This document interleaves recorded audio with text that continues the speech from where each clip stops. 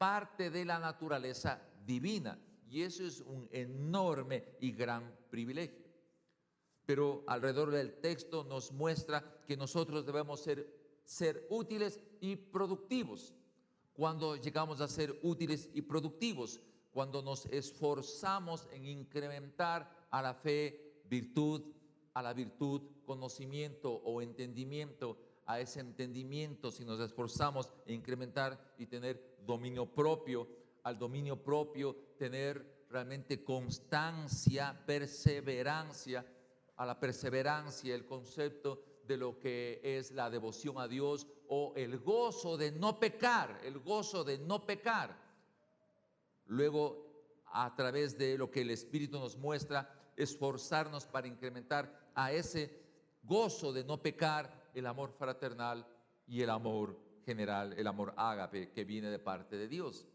Nos dice el texto que si llegamos a ser así útiles y productivos, no caeremos jamás y las puertas del cielo se abrirán de par en par. Ahí se ve claramente que hay una perspectiva donde le ubica al ser humano para manejar el área de las emociones, para manejar el área de la razón y sobre todo la perspectiva de poder percibir la profecía y poder trasladarle lo que es la historia del futuro a valores presentes. ¿Cómo analizarle el capítulo 24 para que podamos entender de manera clara y real de lo que quiso Jesús decir? La escritura también es muy clara, y por favor la siguiente lámina, que Dios ha querido y narra a lo largo de los años de la historia bíblica tres maneras como Dios quiere que actuemos nosotros. Pero nosotros, por falta de conocimiento bíblico, nos vamos por las dos primeras y en especial por una de ellas. Dios siempre ha dado al hombre inteligencia para que use la razón. ¿Qué es la razón? ¿Cómo podríamos definir la razón? Es armonizar el pensamiento que yo tengo frente a la realidad histórica. Dios siempre ha dado al hombre esa habilidad de que armonice lo que yo pienso frente a la realidad de la vivencia que estoy haciéndole en ese momento. Uso la lógica, uso la mente, uso la razón, uso el análisis. Y muchos líderes a lo largo de la historia han tomado decisiones en función exclusivamente de eso, de usar la razón, la inteligencia, utilizar la mente, el concepto que genera el uso de la razón para tomar una decisión. Sí, es verdad, eso es bueno, pero no siempre se toma la decisión adecuada si nos basamos exclusivamente en el uso de la razón. El otra área también es conocida, el uso de las emociones. ¿Qué son las emociones? Todos nosotros tenemos emociones. Las emociones dan color al proceso de transformación. Si usted recibe una buena noticia, se goza, se ríe, disfruta y le da color a la transformación por haber recibido esa buena noticia, ¿verdad? Pero también puede darle otro tipo de color si recibe una mala noticia. Y su reacción frente a la mala noticia también le da color a la transformación que la noticia le ha dado y toma decisiones en ese sentido. Pero la gran pregunta es, ¿cuál de las dos generalmente lo utilizamos? ¿Cómo decidimos nosotros en su gran mayoría? ¿En base a las emociones o en base al razonamiento? Creo que más en base a las emociones, ¿verdad? Matrimonios se divorcian por ejercicio de las emociones. Nos enojamos, tomamos decisiones rápidamente, porque las emociones, el color que genera una noticia nos envuelve y nos saca a la luz la manera como realmente somos. Y tomamos decisiones al apuro. Así abandonamos un trabajo por emociones, abandonamos el hogar por emociones, ¿no? Y realmente eso es una realidad en la vida del ser humano. Pero muy difícilmente, y la Biblia sí nos da la opción de percibir esto, el uso de la profecía. ¿Qué es el uso de la profecía? Es trasladar la imagen de la historia del futuro a valor presente. El momento en que yo traslado el propósito, la revelación de Dios a través de la Escritura a valor presente, a mi tiempo actual, entonces hago el balance en el uso de las emociones y en el uso de la razón. Y en función de la parte profética realmente debería yo tomar decisiones. Pero lamentablemente no hacemos así. Por esa razón es importante, y hemos dicho desde el domingo pasado, que nosotros estamos en dos mundos. En el mundo de Dios, cuando somos balconeros y percibimos el horizonte profético, pero también somos caminantes que nos metemos a la realidad de la vida cotidiana, a levantar a la gente que cae o entender el dolor y el sufrimiento. El Señor Jesús, frente a lo que acabamos de decir, vamos a ver en el capítulo 24 cómo usa las tres características muy definidas, muy claras, mostrándonos a nosotros cómo deberíamos tomar decisiones. Y noten ustedes que este capítulo 24, en la hermenéutica correcta, en la exégesis adecuada, en valor presente al tiempo actual, nos va a ayudar a saber tomar decisiones de acuerdo a las circunstancias que nos envuelven. Vamos a hacer un repaso de este texto y tomemos atención las verdades que aquí se mencionan. Capítulo 24 del libro de Mateo. Versos 1 y 2. Jesús salió del templo y mientras caminaba se le acercaron sus discípulos y le mostraron los edificios del templo. Pero él les dijo: ¿ven todo esto? Les aseguro que no quedará piedra sobre piedra, pues todo será derribado. Con estos dos versos muestra Jesús cómo se debe usar el uso de la razón y de la lógica. ¿Por qué esto es importante entender? Los discípulos judíos israelitas, que aunque en ese tiempo de Jesús Israel estaba bajo la bota militar del imperio romano, surgió un rey muy especial, Herodes, su nombre. Y ese rey tenía una característica especial de hacer de la tecnología la belleza. Así que los ingenieros que algunos están aquí sepan que una de las atributos de la tecnología es mostrar la belleza que en la tecnología hay para el uso de cualquier obra. Aquí mi amigo querido Eduardo, que está aquí, pues va a aprender un poco ahora de lo que es la ciencia de la tecnología haciendo uso adecuado de la belleza. ¿Qué era este hombre especial? Cuando estaban caminando con Jesús, le dicen a Jesús: mira, este es el templo que nosotros tenemos. Recuerden que para el israelita el templo no es como nosotros vemos un templo cualquiera. Para el israelita el templo está ligado a Dios. Dios y el templo y Dios era una sola cosa. Recuerden que cuando en el tiempo de Nabucodonosor invadió Judá, el rey llevó a todos hacia el exilio, y Ezequiel, que en ese tiempo profetiza, muestra en perspectiva cómo la gloria de Dios, el poder, la autoridad de Dios se desplazaba, se alejaba del templo en la zona de la puerta oriental, porque el liderazgo de ese entonces hacía abominaciones en el templo. Y Ezequiel traslada a través de la profecía el dolor, la angustia de lo que implicaba que la gloria de Dios se iba del templo, se quitaba, y había un tremendo dolor que la gloria de Dios se iba del templo. Y ustedes recuerden la historia, fue destruido todo ese templo, vino después, se reconstruyó, no se reconstruyó totalmente, pero este hombre, el rey Herodes, lo completó. Había belleza en él. Para que tengamos una idea de lo que era hábil en la construcción, la foto del sector de la derecha es un acueducto que existe todavía hasta hoy. A ver, ingenieros, ¿qué les parece ese tipo de construcción que ha durado 2000 años? ¿Cómo sería ese acueducto? Solo hecha de piedra, sin mezclas, sin hormigón armado, sin hierro, sin acero, solo piedras que haya en varias áreas de su tramo. Todavía existe eso 2000 años después.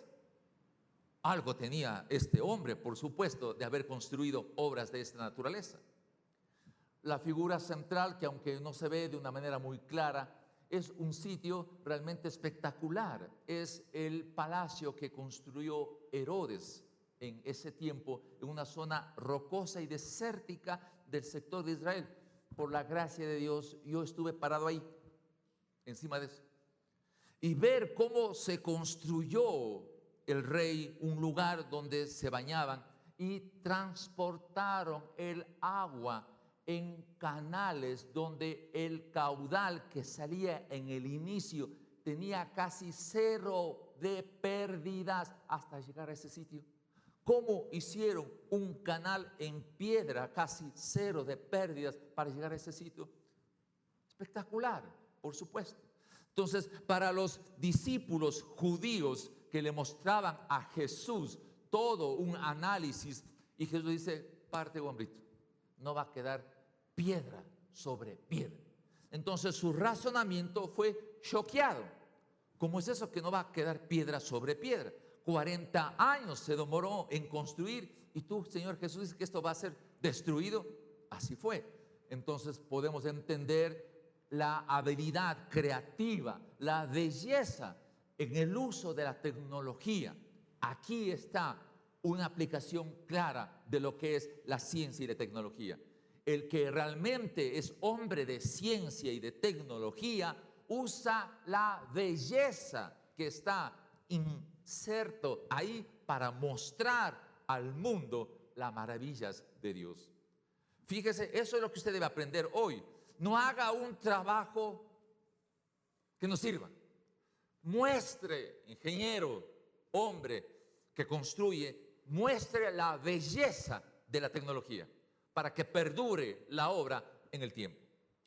Frente a lo que le pasó a los discípulos, dice, híjole, ¿cómo es esto? O sea que el orgullo de Israel, el templo va a quedar destruido.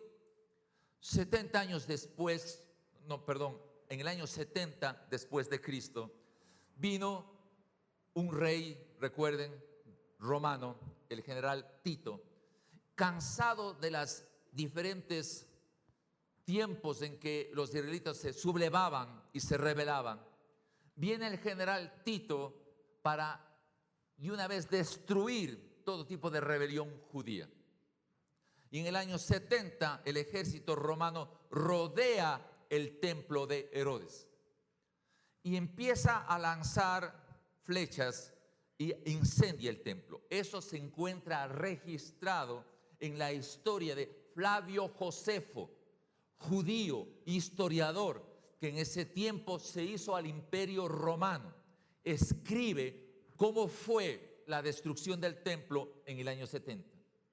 Un soldado, tratemos de imaginar, viene y le incendia el templo, y lo que haría un soldado común y corriente es dejar que el fuego haga su tarea y quede lo que quede. Pero surge la noticia entre los soldados que el oro del famoso templo del rey Herodes se está diluyendo y entrando en las endijas entre las piedras. Fue suficiente para que la codicia de los soldados romanos hagan pedazos todo el templo y no quede exactamente como dijo Jesús, piedra sobre piedra. Y se cumplió exactamente la parte profética. Digo yo, entonces, ¿debo usar la razón? Sí, pero muchas veces, fíjese, como en ese templo grandioso que pensaba que iba a durar miles de años, en poco tiempo fue destruido en su totalidad. Qué gran lección estaban aprendiendo en ese momento los discípulos de Jesús. Pasemos a la segunda parte, a la parte del uso de las emociones. Verso 3. más tarde estaba Jesús sentado en el monte de los olivos, cuando llegaron los discípulos y le preguntaron en privado. Quiero explicar aquí, si nosotros quisiéramos visualizar el templo de Jerusalén, ¿no? Presencia de Dios siempre, Jesús vio con sus discípulos todo el templo y dijo que no iba a quedar nada, y siguieron caminando.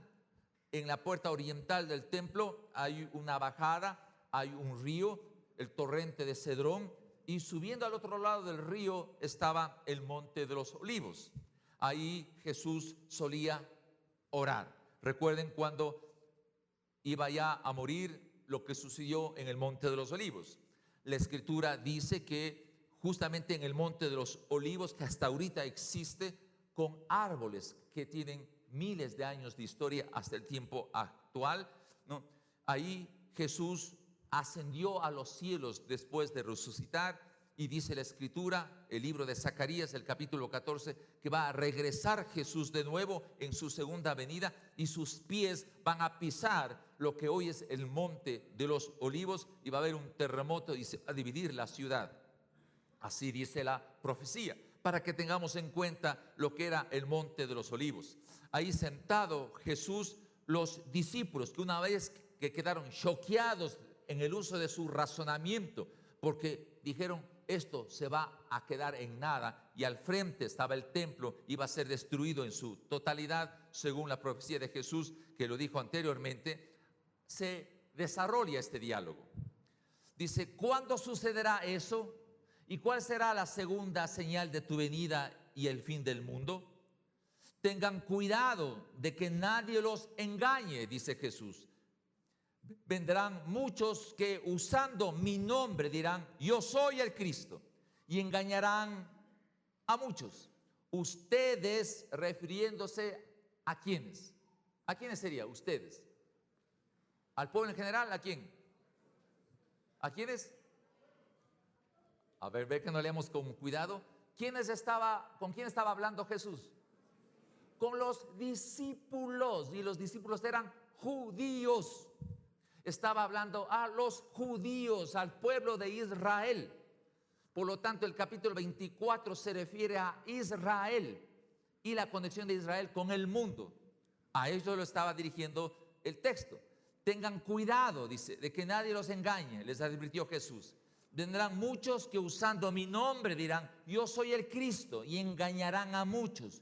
Ustedes oirán de guerras y de rumores de guerras, pero procuren no alarmarse. Luego dice, punto, es necesario que esto suceda, pero no será todavía el fin. Entonces Jesús estaba respondiendo a la inquietud emocional que todo ser humano de alguna manera busca conocer lo que es el futuro. Y dice luego, se levantará nación contra nación y reino contra reino, y habrá hambres y terremotos por todas partes, y todo eso será apenas el comienzo de dolores. Verso 9. Entonces, cuando comience lo que dice aquí, comienzos de dolores, entonces los entregarán a ustedes. ¿A quiénes? Judíos. A los judíos les entregarán a ustedes para que les persigan y los maten, y los odiarán todas las naciones. Ojo con eso. Y les odiarán todas las naciones por causa de su nombre.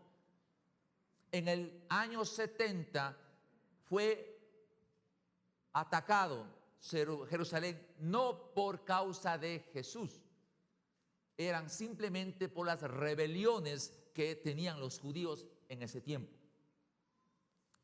Ahora aquí hay que analizar lo siguiente, fíjese. ¿Deseamos nosotros de alguna manera saber el futuro? ¿Sí o no?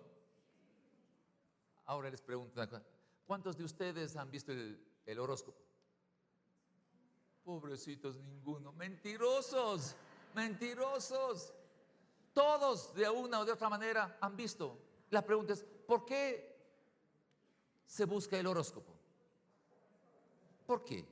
Demos una respuesta sencilla. Porque de alguna manera queremos saber qué pasará en el futuro, ¿verdad? Es así. Hago una otra pregunta un poquito más complicada. Mi hermana, ¿usted ha comprado la lotería?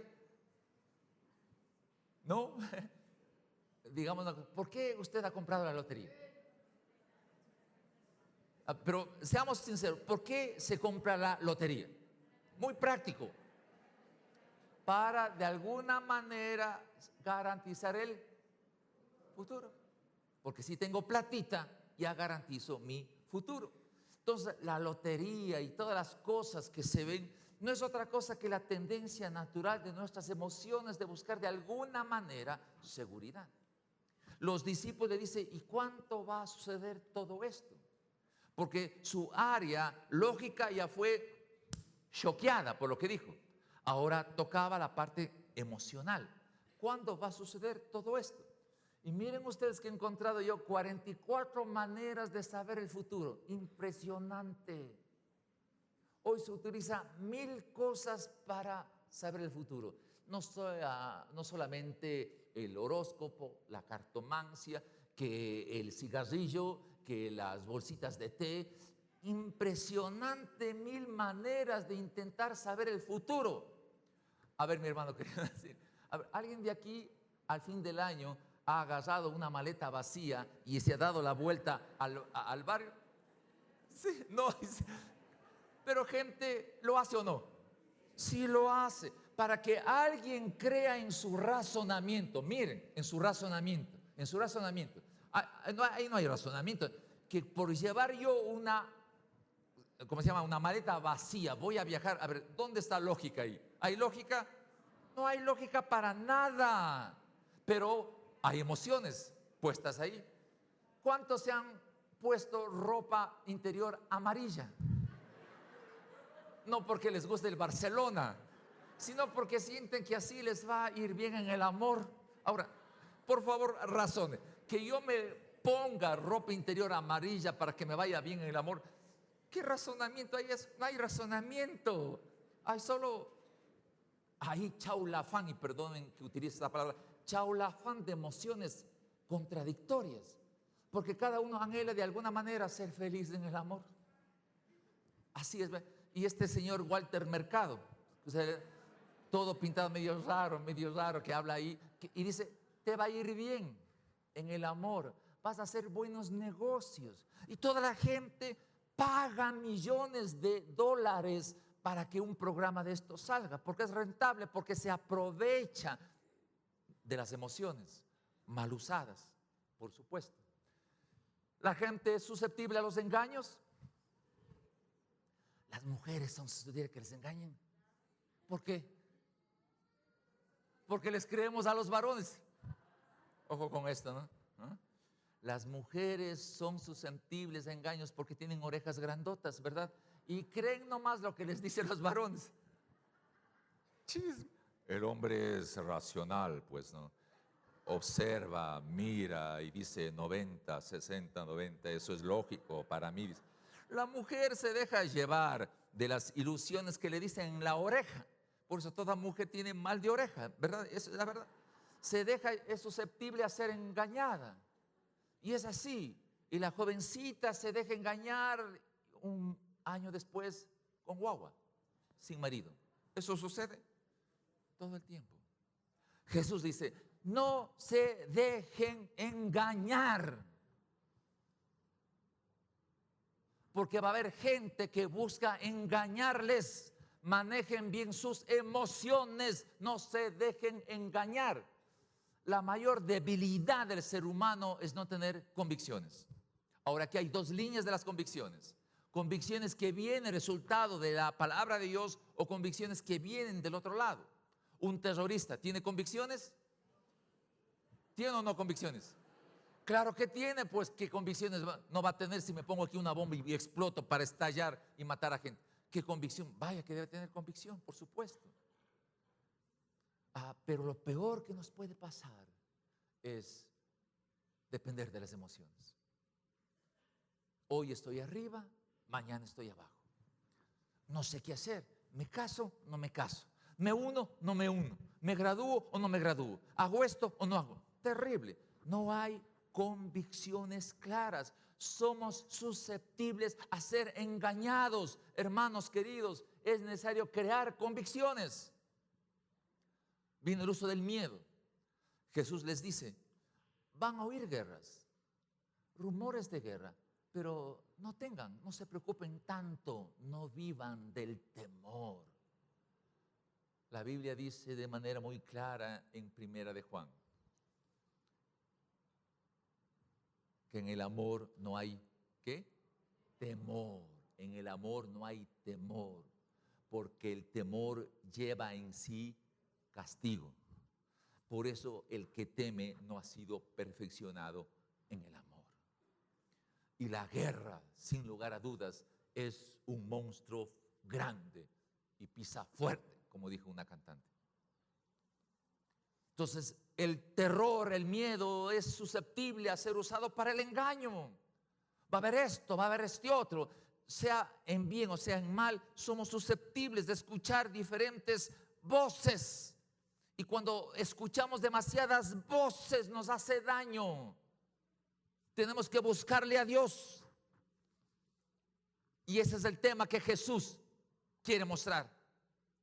Les dice, una vez que se les derrumbó la estructura de lo racional, una vez que les voy a derrumbar la estructura de lo emocional, ahora déjenme decirles lo que va a pasar en el futuro y voy a traer el futuro al presente. Y les explica a los discípulos judíos lo que va a pasar con la nación de Israel, para que sepan bien tomar decisiones. Escuche por favor con atención esto, amada iglesia, escuche con atención esto porque le va a servir para su relación futura. Señales antes del fin. Obviamente había una inquietud. ¿Cuándo se va a terminar todo esto?, le dijeron los discípulos. Voy a leer desde el verso 7 para insistir. Se levantarán, dice, cuando escuchen rumores de guerra, no hagan mucho caso.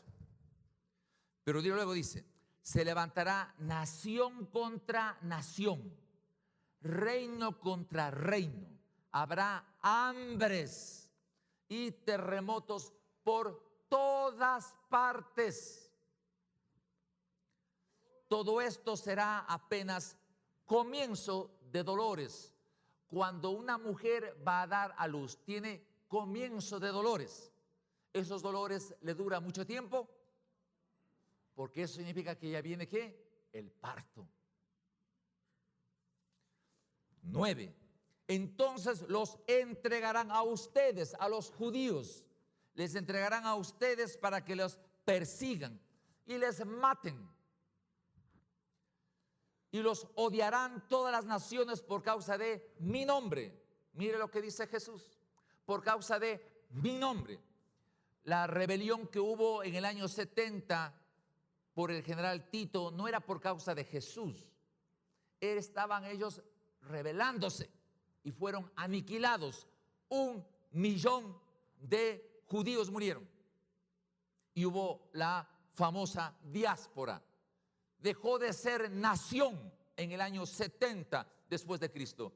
Israel dejó de ser nación. Ya voy a explicar lo que significa dejar de ser nación. Luego dice, en aquellos tiempos muchos se apartarán de la fe. Es decir, cuando los judíos sean perseguidos por el nombre de Jesús, muchos de ellos se apartarán de la fe. Eso implica que sí tenían la fe de Jesús. Sí tenían la fe de Jesús, pero se apartarán de la fe. ¿Israel tiene hoy la fe de Jesús? Entonces algo está pasando, ¿sí? Dice, se apartarán de la fe. O sea, habrá judíos que tengan la fe de Jesús, pero debido a la situación se apartarán de la fe. Dice así el texto. Unos a otros se traicionarán y se odiarán, y surgirán gran número de falsos profetas que engañarán a muchos. Habrá tanta maldad que el amor de muchos se enfriará, pero el que se mantenga firme hasta el fin será salvo. Y este evangelio, en ese tiempo de gran tribulación, de gran crisis, y este evangelio del reino se predicará en todo el mundo como testimonio a todas las naciones. Entonces vendrá el fin. ¡Wow! ¡Qué claro Jesús! Por lo tanto, en el tiempo de la tribulación, donde se le persiga a Israel por creer en Jesús, el evangelio será presentado en todas las naciones del mundo por los 144,000 evangelistas judíos, 12,000 de cada una de las tribus. Entonces vendrá el fin. Entonces el cuadro está claro. Hay 7 años de tribulación. Arranca esos 7 años con el sonido de la trompeta. Cuando la iglesia sea arrebatada, cuando Jesucristo no aparece, no se lo ve, suena solo la trompeta y la iglesia es arrebatada y llevada para encontrarse con Jesús en el aire. 7 años después viene Jesús por segunda vez y vamos a ver aquí cómo es la manera que regresa Jesús. En ese tiempo de la gran tribulación va a ser perseguido por causa de Jesús el pueblo de Israel. Eso implica que van a aceptar la fe de Jesús en ese tiempo y van a ser eliminados en su totalidad. La predicación del libro de Apocalipsis tiene facetas interesantes. Los próximos 2 domingos se va a predicar sobre el capítulo 8 y 9. ¿Cómo les digo esta forma? A ver. Capítulo 8, 9 y parte del 13, porque están ligados, se va a ver cómo el infierno se va a hacer presente en ese tiempo de la tribulación. Cómo el infierno se va a hacer presente en ese tiempo de la tribulación. Eso va a ser terrible, eso va a ser terrible, ¿verdad? Vamos a predicar un tiempo solamente de lo que es la Gran Babilonia, la madre de todas las rameras. ¿Qué significa eso? Vamos a tener un tiempo solo de esa predicación. Vamos a predicar un día solo de lo que va a ser Israel y toda la fenomenología de Israel desde el inicio hasta el final. Vamos a predicar todo lo que significa los juicios últimos. Así, en diferentes temas vamos nosotros a predicar, Dios mediante, en los próximos fines de semana. Esta es entonces la situación especial, fíjense. Pero, ¿por qué se le inserta o se le debe insertar que cuando se predique el evangelio en todas las naciones del mundo, entonces vendrá el fin? ¿Por qué se le debe insertar que esta predicación del evangelio es en el tiempo de la tribulación? Porque simplemente, miren lo que sucede en el versículo 15, verso siguiente del verso 14, que dice que este evangelio del reino será predicado en todo el mundo. Verso 15, dice, así que cuando vean, así que, ¿qué es la palabra así que? Es decir, cuando se predique el evangelio en todo el mundo, así que cuando vean en el lugar santo el horrible sacrilegio de lo que habló el profeta Daniel, el que lee, que lo entienda, los que estén en Judea huyan a las montañas. Jesús les dice a los discípulos que en ese tiempo, cuando se les persiga a ustedes por mi nombre, se hará realidad y se cumplirá la profecía del profeta Daniel. Pero muchos analistas consideran que la profecía de Daniel se cumplió ya 150 años cuando Etíoco Epifanes, un gobernador de Grecia, entró a Israel, entró al templo de Dios y puso ahí un cerdo y dio alabanzas a sus dioses. Entonces muchos dicen que ahí se cumplió la profecía de Daniel, pero ya pasó eso. 150 años después, Jesús dice que llegará ese momento de persecución a ustedes y se cumplirá la profecía del profeta Daniel. Por lo tanto, claramente especifica que no fue Etíoco Epifanes el que cumplió la profecía de Daniel. ¿Qué dice Daniel? Daniel capítulo 9, verso 27, capítulo 11, verso 31, capítulo 12, verso 11. Dice que un gobernante vendrá y que después de 3 años y medio, él hará la abominación desoladora. Cuando un judío, este anticristo judío, entre al templo de Dios y se haga pasar por Dios y va a obligar al pueblo judío que se le adore. Y como en ese momento el pueblo de Israel va a despertarse y darse cuenta que el Mesías ya llegó, va a ocurrir lo que Jesús está diciendo. Y este anticristo va a ejercer una presión total y destruir completamente al pueblo de Israel. Impresionante realmente lo que el texto menciona. Dice, el que esté en la azotea no baje a llevarse nada en su casa. El que esté en el campo no regrese para buscar su capa. Es una cosa impresionante. Los cristos falsos con señales y milagros para engañar. No solamente está en Primera de Timoteo 4, del 1 al 3, que cojan por favor esa, vayan anotando, les dejamos espacio ahí. Pero déjenme leerles lo que dice el libro de Apocalipsis, del capítulo 13.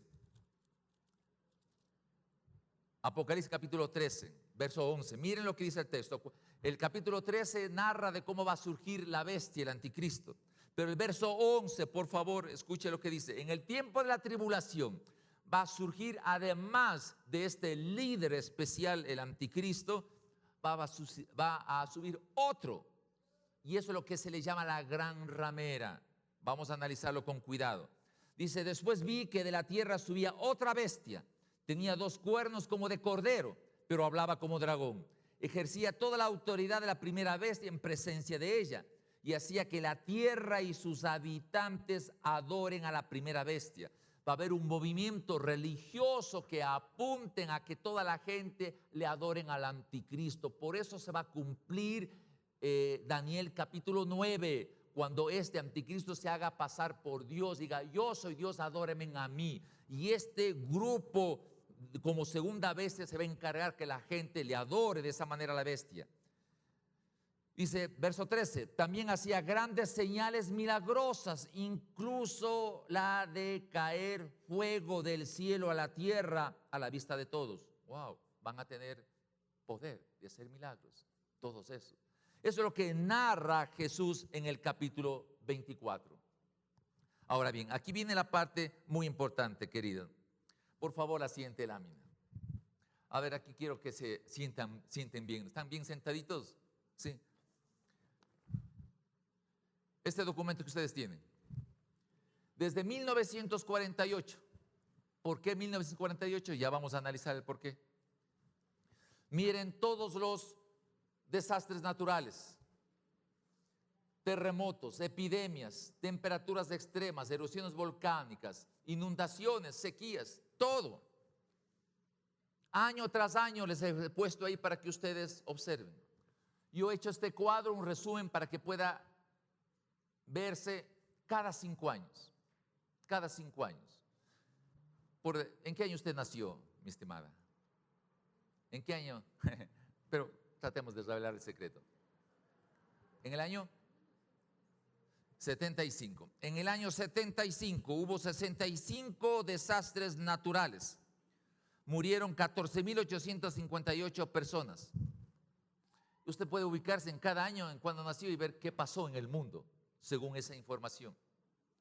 Pero es obvio que dice al final, han existido desde el año 48 al 2015, 13.123 desastres naturales, 1.137 terremotos, 1.348 epidemias. Interesante, ¿se da cuenta por qué los 4 jinetes del Apocalipsis?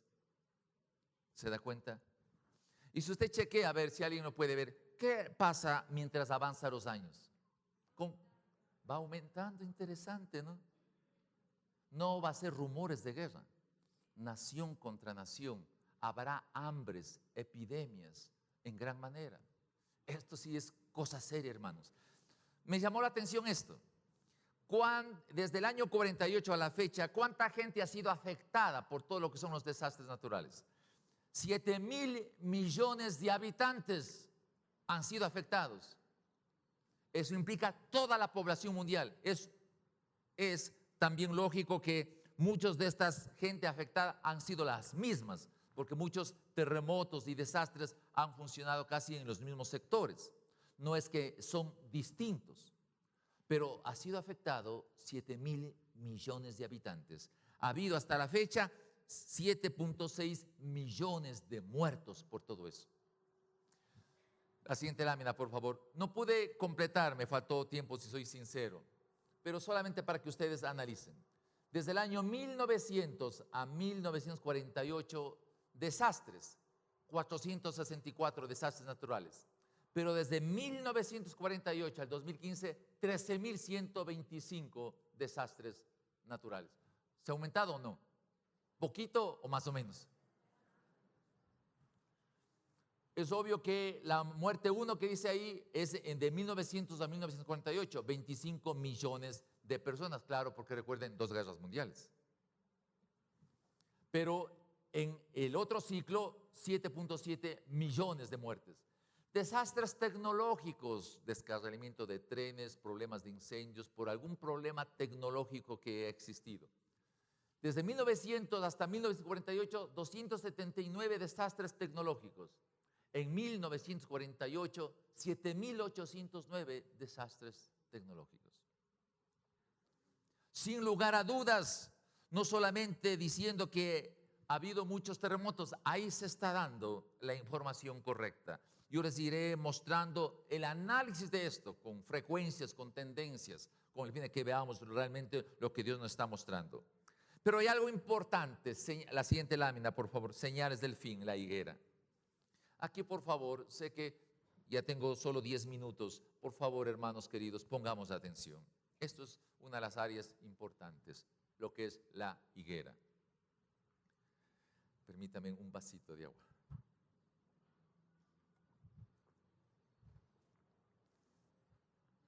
¿Cómo será después de esos 7 años? Jesús les dice a los discípulos, verso 26.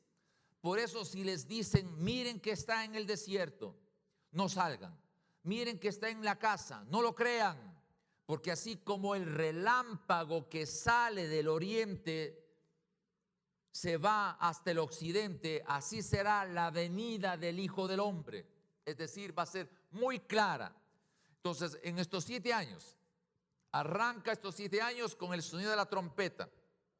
Jesús viene a llevarse a su iglesia. No se lo ve. Pasan 7 años de gran tribulación, persecución a todo el mundo, especialmente a Israel. Pero la segunda venida de Jesús será tan clara como el relámpago que aparece. Todo el mundo lo verá. Pero luego dice el texto, verso 28, donde esté el cadáver, allí se reunirán los buitres. ¿Y eso qué es? Donde esté el cadáver, ahí se reunirán los buitres. ¿Cuándo se asoman los buitres? ¿Cuándo hay qué? Un mal olor concentrado. Ahí aparecen los buitres, ¿sí? Entonces Jesús les dice a los discípulos, oigan, ustedes saben cuando hay muerte y el olor se concentra, aparecen los buitres. Muy bien, exactamente igual. Cuando los sucesos que les acabo de decir se concentren, entonces es señal que viene el fin. Entonces no es solamente que el evangelio se dé a conocer en todas las naciones, sino la concentración de todas las cosas que el texto lo señala. Ahí entonces vendrá el fin. Clarito el Señor Jesús. Cuando estemos allá será bonito conversar con Él, ¿no? Imagínense, ¿no? ¿Le gustaría conversar con Él? ¿Cree que va a ir? Claro, diga. Hermano querido, por favor. Muy bien, vamos a la higuera. Quiero por favor pedirle su atención, ¿sí? Quiero que un varón se levante y busque Oseas 9:10. Otro varón con voz de varón busque Habacuc 3:17. Rápidamente, 2 varones se levanten y con voz fuerte, con voz de trono, puedan leer Oseas 9:10 y Habacuc 3:17. Mientras lo buscan, porque dirán, ¿dónde está Oseas? ¿Dónde está? Habrá en la Biblia Oseas o algún Habacuc. Como eso se van a demorar, déjenme decir esto. El pueblo de Israel, Dios siempre le ha relacionado como una higuera. Sí, al pueblo de Israel siempre les ha relacionado como una higuera. ¿A veces un varón que fue? ¿Ya apareció? Ya.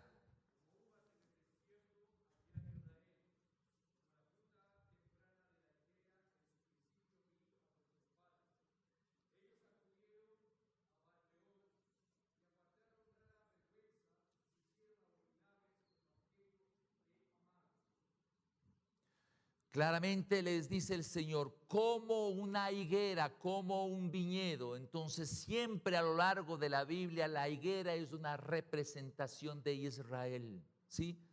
Cuando se habla de Israel, todo el mundo piensa que es de la higuera. Ahora quiero que me atiendan bien, por favor, que aquí viene la revelación, aquí viene la revelación. Habacuc 3:17, otro varón. A ver, léala, pero duro. Todavía no tiene. Pero, a ver.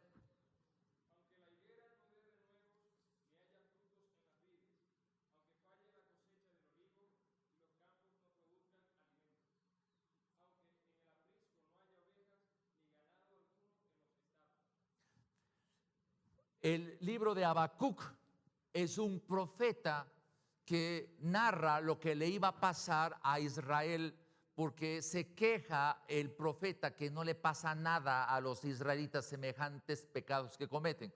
Y le dicen, no te preocupes, va a venir Babilonia y les van a llevar a todos ellos. Entonces se espanta un poco a Habacuc que sea Babilonia la que le va a ejercer disciplina a Judá. Y él menciona después que aunque la higuera no florezca, que aunque la vid no tenga frutos, aunque los corrales no tengan animales, aunque no haya pasto ni hierba, a pesar de todo yo creeré en ti, dice Habacuc. Y claramente muestra a Israel porque Habacuc era judío, de que la higuera está relacionada con la nación de Israel. Pero aquí viene un punto. El verano es el Mesías. Dice el texto, déjenme ahora leerle con detenimiento. Verso 32. Aprendan de la higuera esta lección. Les dice, ¿quién a quién? Jesús. A ver, Jesús, ¿a quién? Jesús a los discípulos que son judíos. Sí, a ver, wake up, a ver, vamos a, después almorzamos. Sí, rico. Pero después, hoy, atención. Aprendan de la higuera esta lección. Tan pronto como se ponen tiernas sus ramas y brotan sus hojas, ustedes saben que el verano está cerca. Igualmente, cuando vean todas estas cosas, sepan que el tiempo está cerca a las puertas. Les aseguro que no pasará esta generación hasta que todas estas cosas sucedan. El cielo y la tierra pasarán, pero mis palabras jamás pasarán. Vamos entonces, Señor Jesús, riega tu gracia en este momento para que entendamos esta preciosa profecía. Para comprender un poquito, ya tenemos claro de que la higuera es Israel. Pero ¿qué sucedió en Mateo 21 del 18 al 22? Rápidamente, en el capítulo 21 se le ve a Jesús que entra triunfalmente a Jerusalén. Todo le dice Hosana a Jesús, bendito el que viene en el nombre del Señor. Luego Jesús entra al templo y derrumba todos los mercaderes, y ustedes saben la historia, y Jesús se molesta y dice, esta es casa de oración y ustedes la han convertido ¿en qué? Cueva de ladrones. Liderado por supuesto los líderes religiosos de ese tiempo. Y los líderes religiosos de ese tiempo estaban molestos porque al entrar Jesús montado en un burrito, no le decía a la gente, Hosana el Señor, Hosana, ¿cómo es? Se me fue el Hosana, bendito el que viene en el nombre del Señor. Y se molestaban los líderes. Entonces Jesús estaba molesto por los líderes de ese tiempo. Después de esto pasa y sucede algo especial. Quiero que me escuche bien. Le dejo el texto porque sería muy largo revisarle por el tiempo. Jesús, una vez de esto, va y ve una higuera con las hojas verdes. Jesús ve la higuera con hojas verdes y mete la mano buscando un higuito porque tenía hambre y no encontró.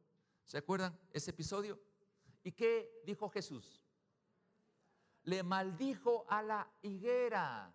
¿Y qué pasó al día siguiente? La higuera se secó. Y los discípulos se dieron cuenta de eso. Tú maldijiste a la higuera y la higuera se secó. Y los líderes de ese tiempo pensaban que se refería a ellos. Israel seco, sin fruto, muerto. Años 70. General Tito destruyó Jerusalén. Israel dejó de ser nación, higuera seca. Desde el año 70 pasaron miles de años donde dejó de ser la Israel nación. ¿Hasta cuándo? 1948. Vuelve a ser nación. Vuelve a ser la higuera y aparece las hojas verdes. ¡Wow! Todos los discípulos dijeron, qué tremendo, ¿no? Vamos a volver a ser nación. 1948, Naciones Unidas deciden que Israel será nuevamente nación. Y Jesús les dice, aquí viene la parte tremenda, aprendan de la higuera esta lección. No, me paro un poquito. En Mateo 11, 3 al 31 también se ve un ejemplo de la higuera. Dice una parábola que el reino de los cielos es como una higuera que no daba frutos. No daba frutos para nada, pongo en mis palabras, ¿no?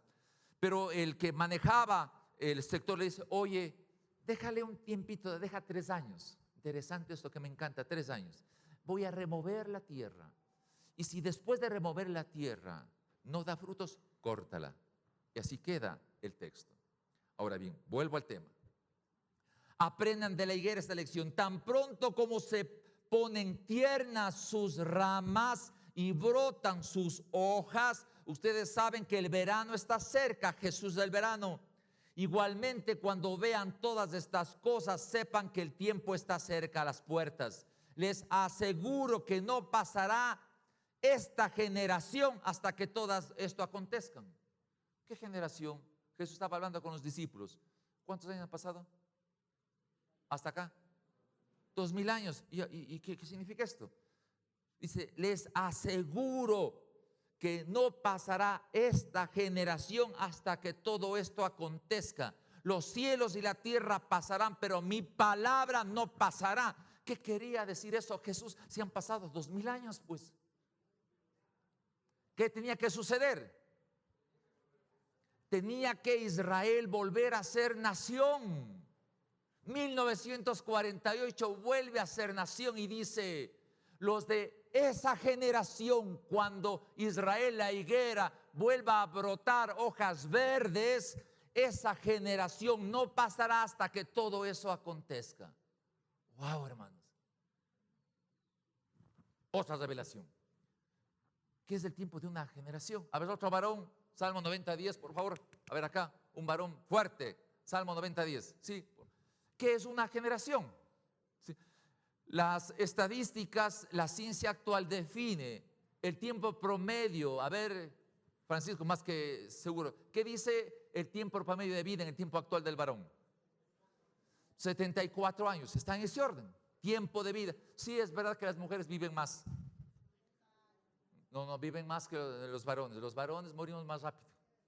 Así que mujeres, estén felices. Los varones morimos más rápido. ¿Está ahí listo el texto? ¿Por ahí?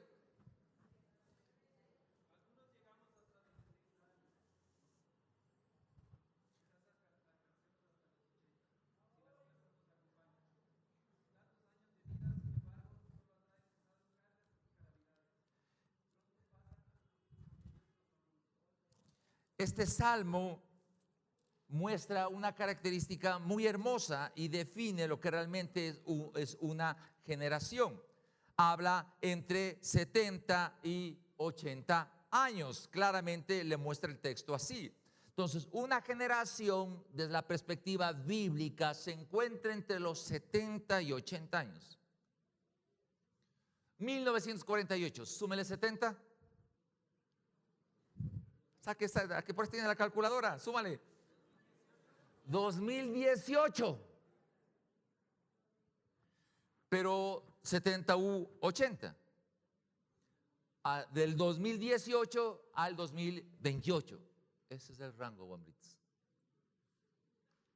Ese es el rango. La Biblia dice, es muy certera. Nadie sabe ni el día ni la hora. Pero dice día y la hora. Pero sí Jesús reveló el rango. Una generación, cuando Israel vuelva a ser nación y aparezcan las hojas verdes, No pasará esta generación hasta que todo esto acontezca. El cielo y la tierra pasarán, pero mi palabra no pasarán. Qué tremendo. Pregunto yo, ¿y ahora qué vamos a hacer frente a esto? Posiblemente el año 2018. Ustedes, guambritos, a lo mejor ahí tienen guaguitos ustedes. No, no es profecía, no, por esto están sufriendo. Están sufriendo, me van a matar estos. No, no me maten, yo les amo. Pero quién sabe, no, a lo mejor. Es un decir. A ver, hermanos, queridos hermanos, por favor. Si el texto dice, porque la maldad crecerá, el amor se enfriará, ¿verdad? Pregunto yo, ¿cómo hacer que la iniquidad suba y crezca? A ver, hermanos, el que tenga la respuesta parece diga, así se debe eliminar o que no aumente la iniquidad. El que de este grupo, que sepa claramente cómo se puede disminuir el avance de la iniquidad. Por favor, silencio esto. De este grupo, se le diga, así es. A ver, que se pare una persona y diga, a ver, pero cójale primero la palabra de acá. Predicando. No hay otra manera sino predicando y discipulando. Por favor, no hay otra manera. De esa manera el amor no entrará a temperaturas bajas. Pero eso tenemos que ejercitarlo, hermano. Tenemos que hacerlo. La evangelización es de responsabilidad de todos. No del departamento de evangelismo de la iglesia, no de los pastores, de todos.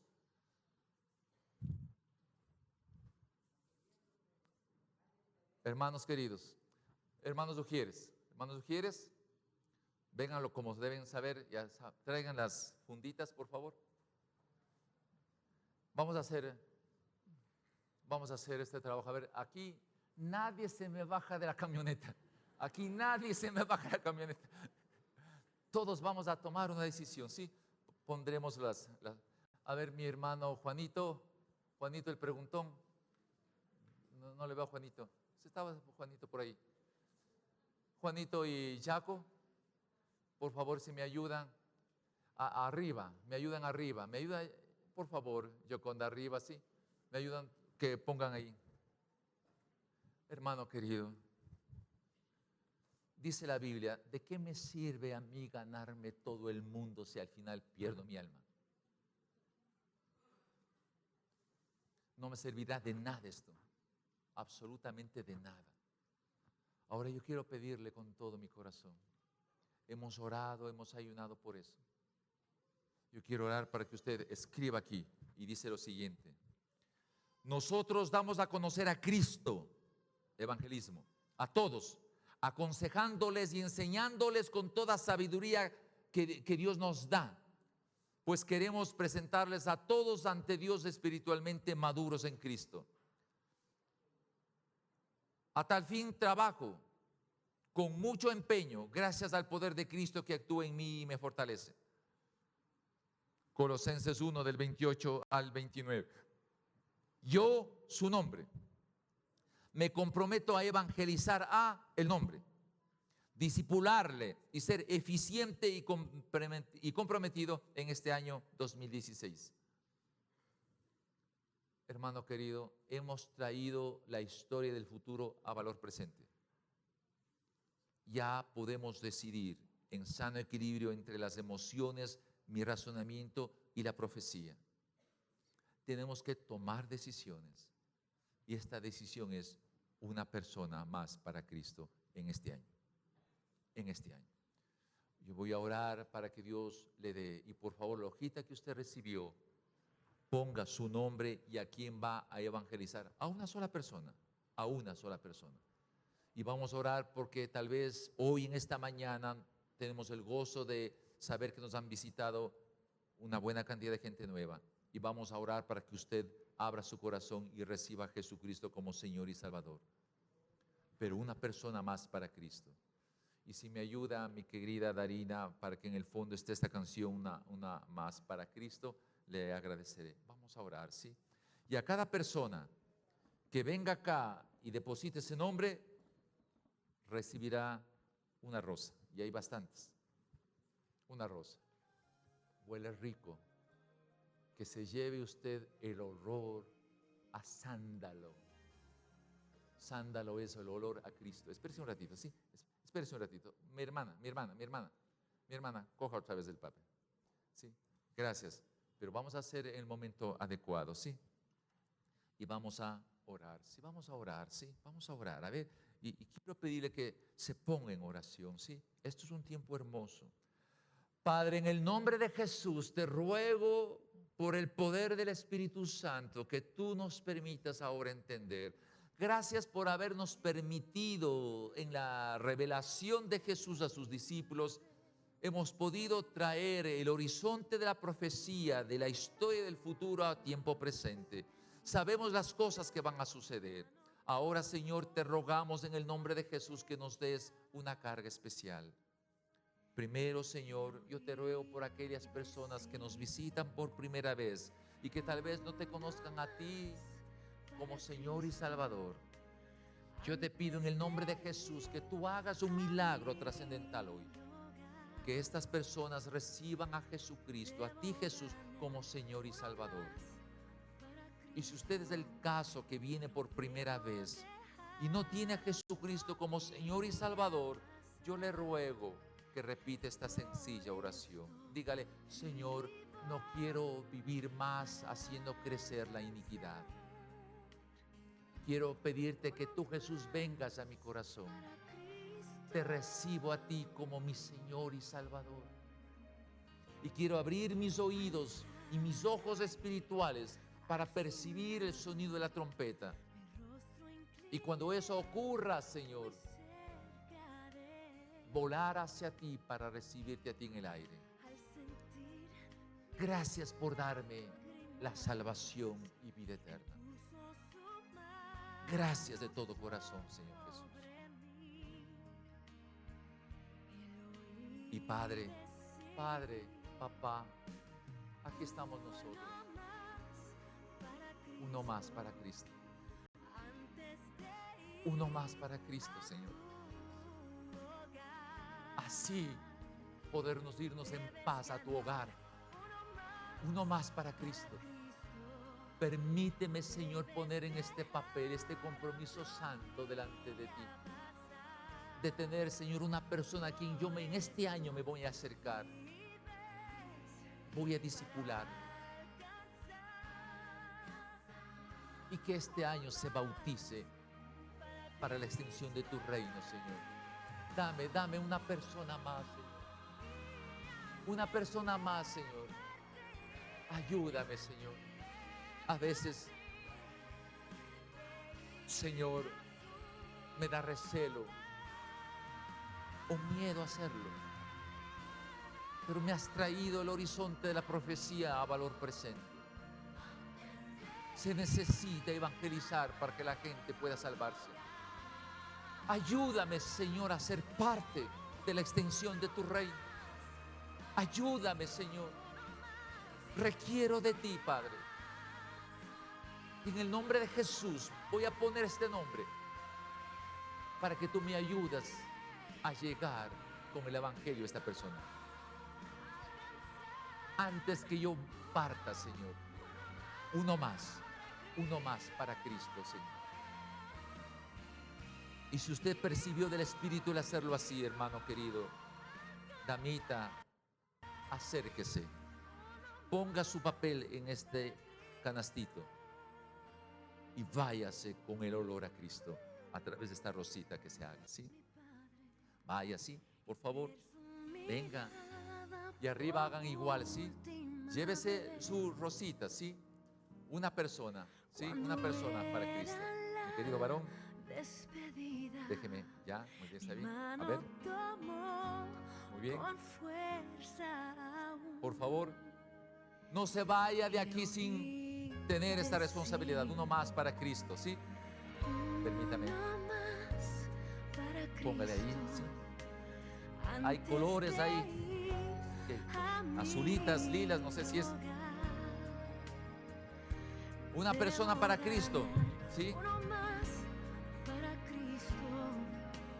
No Una persona debo para Cristo. dejar otro día pasar. Si hay para todos, Por esto vivo por favor, para alcanzar permítame dar las queridas uno señoritas. más Mira, a usted para una azulita, Cristo. una azulita. No, ya está azulita. Uno más para Cristo. No se quede Al estar sin tener una persona que puede evangelizar.